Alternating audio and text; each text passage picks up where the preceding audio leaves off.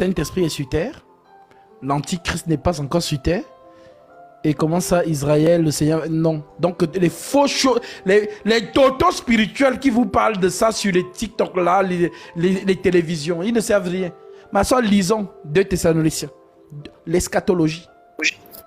Voilà l'œil prophétique. 2 Thessaloniciens, chapitre 2, verset 1. On va aller doucement, doucement. Je vais souvent t'arrêter pour expliquer.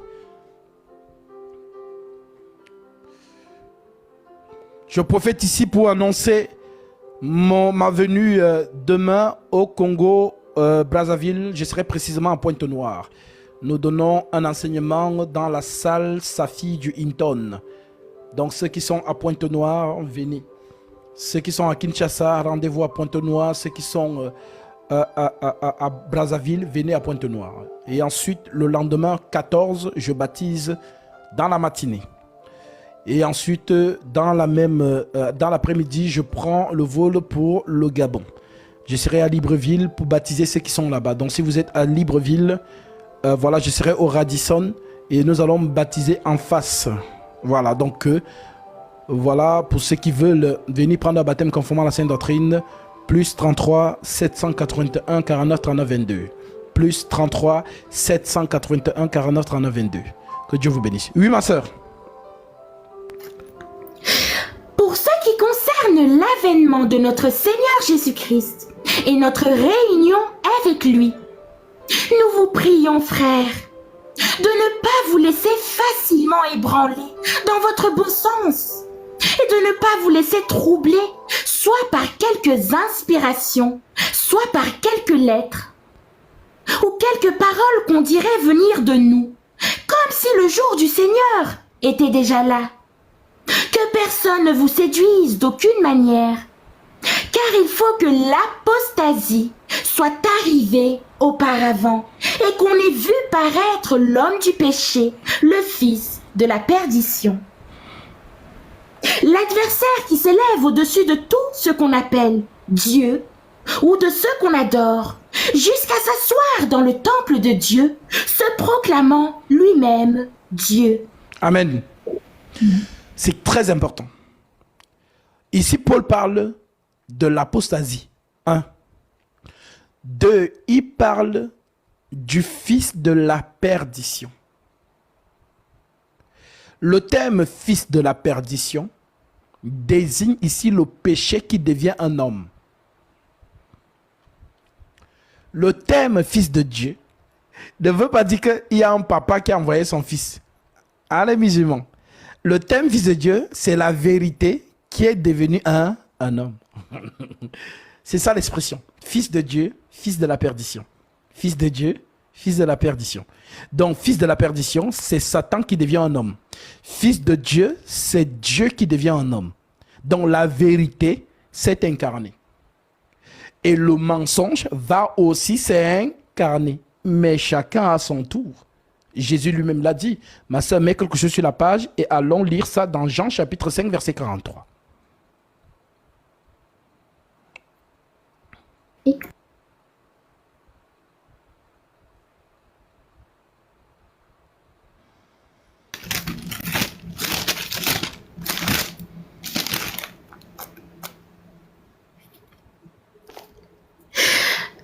Je suis venu au nom de mon Père, et vous ne me recevez pas. Si un autre vient en son propre nom, vous le recevrez. Amen. Je suis venu au nom de mon Père. Être venu au nom de mon Père, ça veut dire quoi? C'est une expression. En autre terme, je suis venu avec la vérité. Parce que le nom, c'est la parole de Dieu. Son nom est la parole de Dieu. Tu peux prendre ça, ma soeur, dans Apocalypse chapitre 19, verset 11, pour qu'ils aient le verset. Quand Jésus dit, je suis venu au nom de mon Père, ça veut dire quoi? C'est la vérité qui est venue. Il n'y a qu'une seule vérité. Donc, le nom du Père, c'est la vérité. La parole. Donc, je suis la parole faite chair. Oui?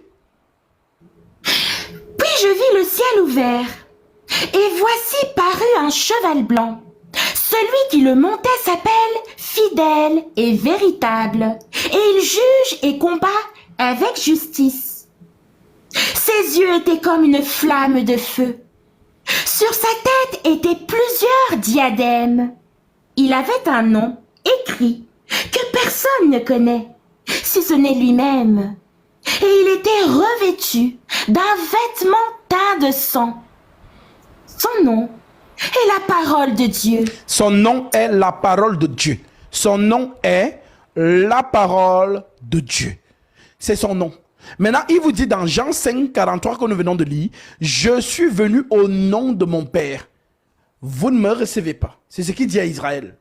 Mais si un autre vient en son propre nom, vous le recevrez. Donc, venir au nom du Père, c'est la vérité.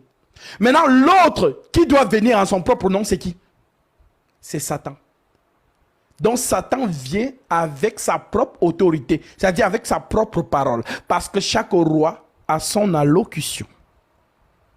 Chaque roi a son édit. Chaque roi a son discours. Chaque roi a sa loi.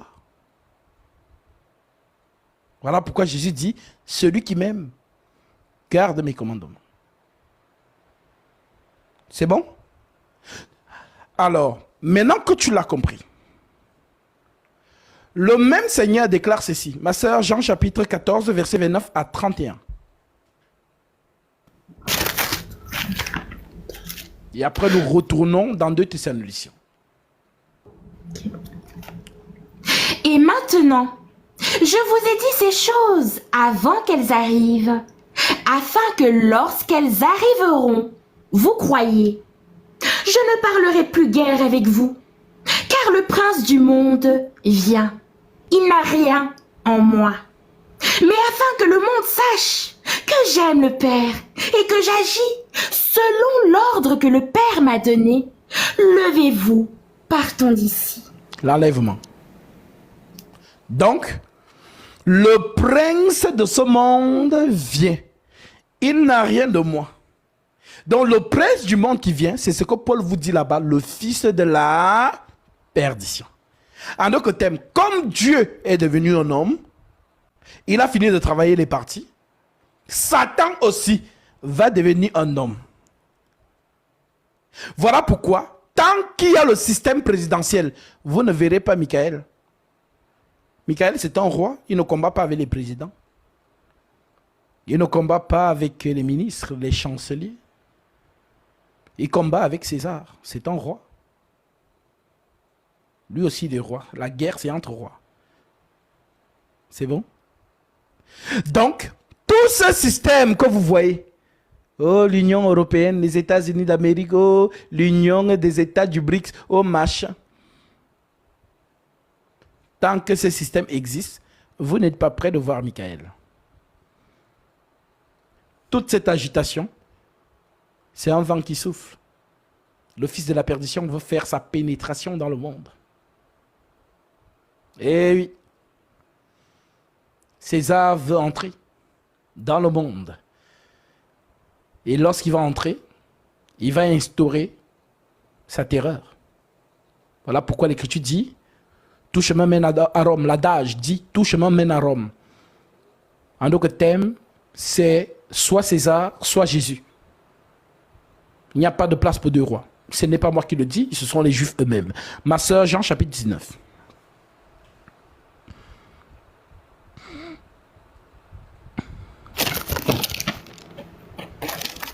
Jean 19, je pense que nous prenons le verset... Jean 19, verset... je pense bien verset 11. Alors, on va voir. Rentrons dans le prétoire. Voilà, bon. Oui, prenons à partir du verset... bon. Voilà, ce discours est très central. Prends à partir du verset 1. C'est ici que vous allez comprendre qu'il n'y a pas de place pour deux rois sur la terre. La terre, c'est un royaume. Lorsque Daniel en parle dans Daniel 2, Nebuchadnezzar, la gigantesque statuette qu'elle a vue avec 4 pierres. La première, l'or, l'argent, le bronze et le fer. ça représente 4 royaumes. Babylone, Médo-Perse, Javan et Rome. Et ces 4 royaumes sont représentés par des animaux. Babylone, qui a gouverné sur toute la terre, représenté par un lion ailé. Ensuite, qui a été terrassé par le royaume Médo-Perse, l'empire Médo-Perse, représenté par un ours qui boite. Pourquoi l'ours boite? Parce que ce royaume est composé en 2, Mède et Perse. Donc, il est fort d'un côté, tantôt il est fort de l'autre. Voilà pourquoi on dit qu'il boite. Il a 3 côtes sur la gueule. Maintenant, le royaume, l'empire Médo-Perse a été détruit par qui? Par Alexandre le Grand. Par Alexandre le Grand, en d'autres termes, l'empire de Javan. Donc, Javan détrône Médo-Perse. Et lorsque Alexandre le Grand gagne donc son royaume, après sa mort, va se diviser en 4. Voilà pourquoi on le représente par un léopard avec 4 têtes et 4 ailes. Maintenant, qui a détruit le royaume de Javan? C'est Rome. Voilà pourquoi il est représenté par le fer. Et tenez-vous tranquille. Remarquez une chose. Le fer, c'est en dernière position. Est-ce que vous avez vu Jésus naître sous la domination babylonienne? Non. Est-ce que vous avez vu Jésus naître sous la domination médo-perse? Non.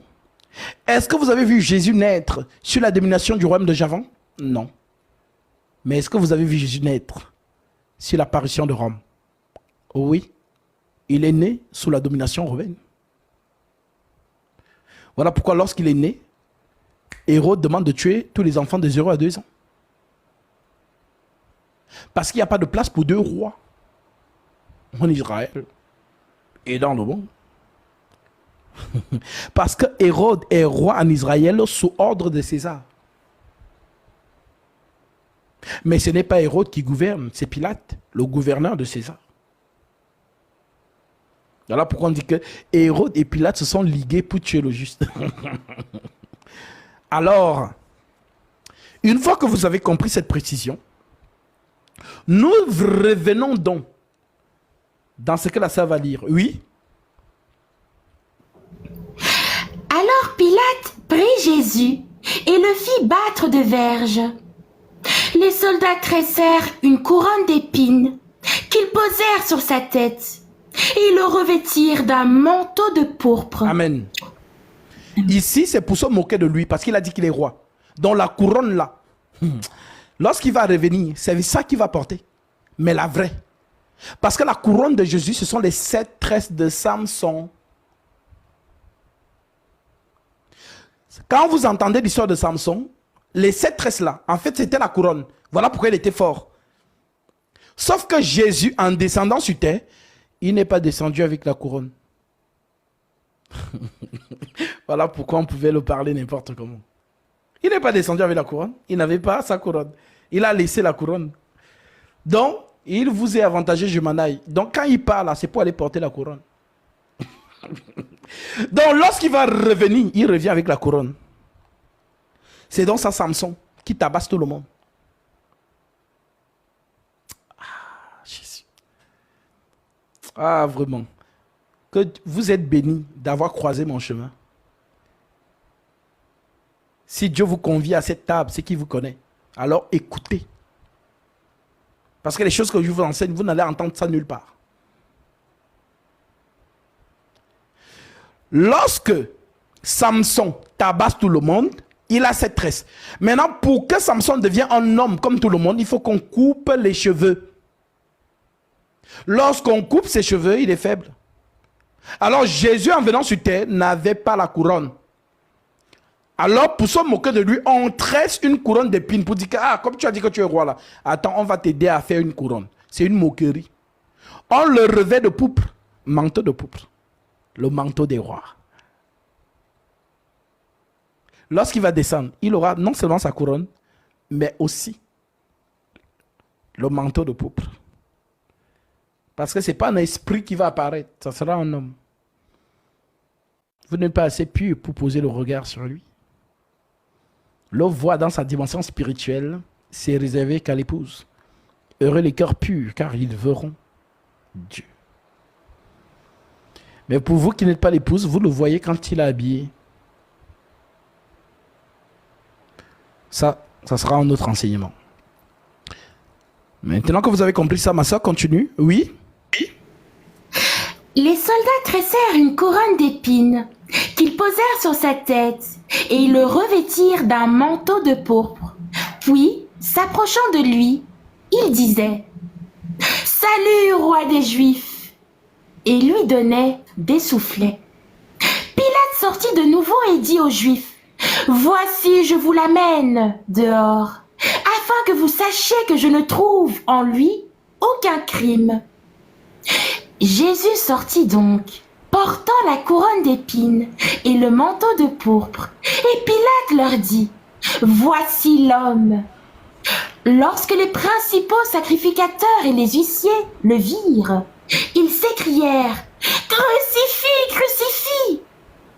Pilate leur dit « Prenez-le vous-même et crucifiez-le, car moi, je ne trouve point de crime en lui. » Les Juifs lui répondirent « Nous avons une loi, et selon notre loi, il doit mourir, parce qu'il s'est fait fils de Dieu. »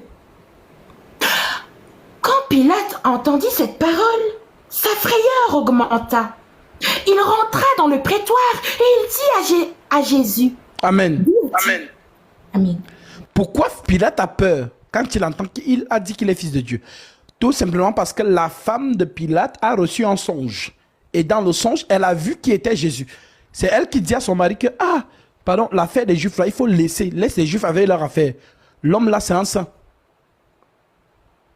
C'est quand maintenant il apprend qu'il s'est fait fils de Dieu, que les souvenirs de ce que sa femme lui a dit reviennent que, l'affaire si, je vais encore bien examiner ça. Oui? Il rentra dans le prétoire et il dit à Jésus « D'où es-tu » Mais Jésus ne lui donna point de réponse. Pilate lui dit « Est-ce à moi que tu ne parles pas? Ne sais-tu pas que j'ai le pouvoir de te crucifier et que j'ai le pouvoir de te relâcher ?» Jésus répondit « Tu n'aurais sur moi aucun pouvoir s'il ne t'avait été donné d'en haut. C'est pourquoi celui qui me livre à toi commet un plus grand péché. » Dès ce moment, Pilate cherchait à le relâcher, mais les Juifs criaient « Si tu le relâches, tu n'es pas ami de César. Quiconque se fait roi se déclare contre César. » Voilà, c'est tout. C'est tout. Quiconque se fait roi se déclare contre César. Alors dites-moi, avez-vous vu César sur la terre? Non, il n'est pas encore là.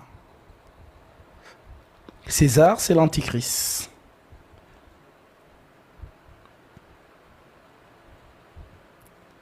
Alors, je vous donne l'écriture par rapport au songe de la femme de Pilate. C'est dans Matthieu 27, verset 19. Pendant qu'il était assis sur le tribunal, sa femme lui fit dire qu'il n'y ait rien entre toi et ce juste. Car aujourd'hui, j'ai beaucoup souffert en songe à cause de lui. Voilà pourquoi Pilate n'a pas mis il s'est lavé les mains. C'est bon? Continue, ma soeur.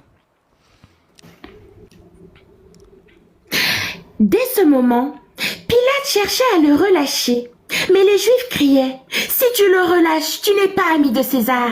Quiconque se fait roi se déclare contre César. » Pilate, ayant entendu ces paroles, amena Jésus dehors, et il s'assit sur le tribunal, au lieu appelé le pavé, en hébreu Gabata. C'était la préparation de la Pâque, et environ la 6e heure. Pilate dit aux Juifs « Voici votre roi !» Mais ils s'écrièrent « Ôte, ôte, crucifie-le !» Pilate leur dit « Crucifierai-je votre roi ?» Les principaux sacrificateurs répondirent « Nous n'avons de roi que César. » Alléluia. Les principaux, c'est-à-dire, c'est pas n'importe qui est en Israël, hein, c'est la tête du peuple, c'est-à-dire les principaux sacrificateurs, déclarent, nous n'avons de roi que César. Notre roi, c'est César, c'est pas celui-là. Donc, ils ont régné Jésus pour accepter l'Antichrist. Voilà pourquoi l'homme qui va venir, Israël va l'accepter. Quand Israël va donc l'accepter, Israël va entrer dans l'accord mondial. Pourtant, Israël, la loi a dit à Israël que c'est un peuple saint. Ils ne doivent pas se mélanger. Ma sœur, Exode 19, verset 1.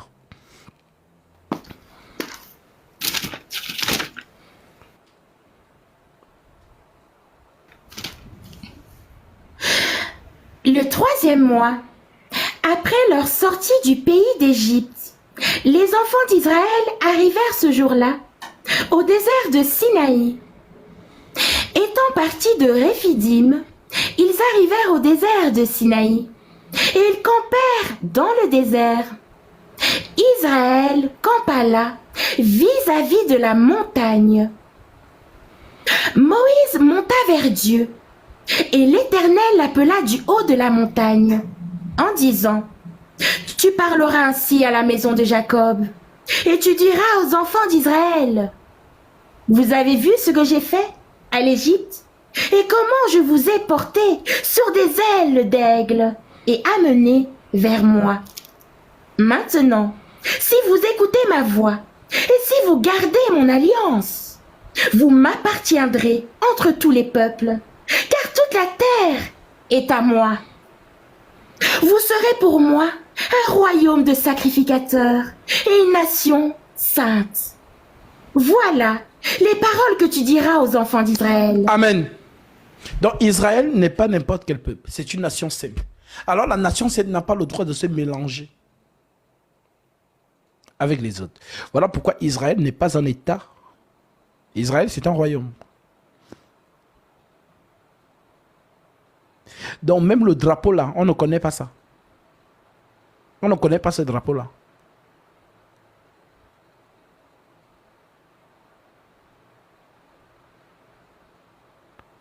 Alors, on revient dans Thessaloniciens chapitre 2. Donc, le peuple saint là, Satan, lorsqu'il vient, c'est pour ce peuple-là. Facilement ébranlé dans votre bon sens et de ne pas vous laisser troubler, soit par quelques inspirations, soit par quelques paroles ou par quelques lettres qu'on dirait venir de nous, comme si le jour du Seigneur était déjà là.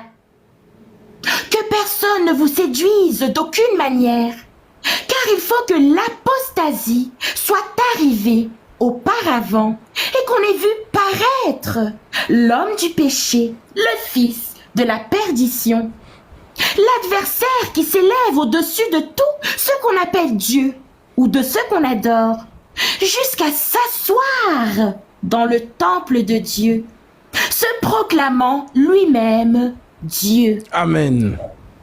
Donc ce dernier, lorsqu'il va entrer corporellement sur la terre, va donc aller, parce qu'il doit sortir de là-bas, d'Israël.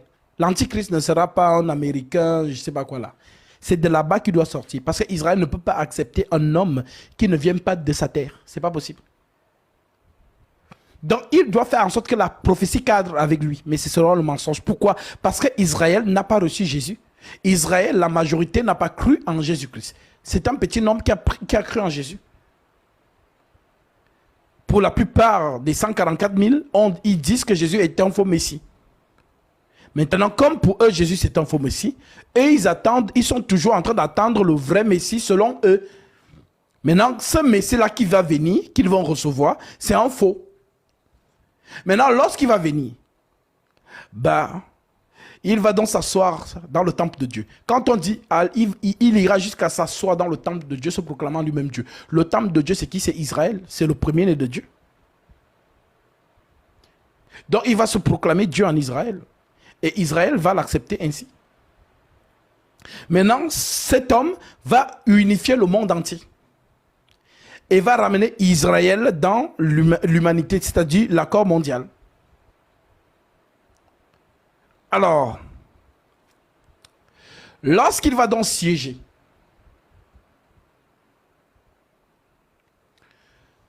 qu'est-ce qui va se passer? Il faut donc que Élie et Moïse viennent pour venir rappeler à Israël que non, Israël, c'est un faux Messie. Le vrai Messie, c'était celui qui était venu. Ce n'est pas la prédication d'Élie et de Moïse que Israël va croire. Et lorsqu'ils vont donc décider de sortir de l'accord mondial, parce qu'ils auront compris que c'était l'arnaque, c'est un faux Messie. C'est là où donc maintenant ce faux Messie va faire en sorte que toute la terre se retourne contre Israël. Et c'est là que le vrai Messie va descendre. Nous continuerons dans une deuxième partie pour vous dire que tant que vous n'avez pas vu ces choses, pas de panique. Et l'Église ne les vivra pas. Parce que l'Esprit Saint doit se retirer de la terre. Nous terminons avec la lecture de la sœur. Oui. Ne vous souvenez-vous pas que je vous disais ces choses lorsque j'étais encore chez vous? Et maintenant, vous savez ce qui le retient. Amen. Afin qu'il vous paraisse constant. Vous savez ce qui le retient. Vous savez, vous ce qui le retient. Vous savez ce qui le retient. Ce qui retient que l'Antichrist n'entre pas dans le monde, c'est le Saint-Esprit. Le Saint-Esprit qui est descendu dans Acte 2 n'est pas encore remonté. Lorsque le Saint-Esprit va quitter, donc Dieu enlève son esprit de la terre, c'est là maintenant que Satan descend. Donc l'Église part et Satan descend. Oui? Car le mystère de l'iniquité agit déjà. Il faut seulement que celui qui le retient encore ait disparu. Et alors paraîtra l'impie, que le Seigneur Jésus détruira par le souffle de sa bouche, et qu'il anéantira par l'éclat de son avènement. Alléluia! J'ai été heureux de vous proclamer la parole du Christ. J'espère que vous avez bien mangé la nourriture spirituelle et que votre connaissance augmente.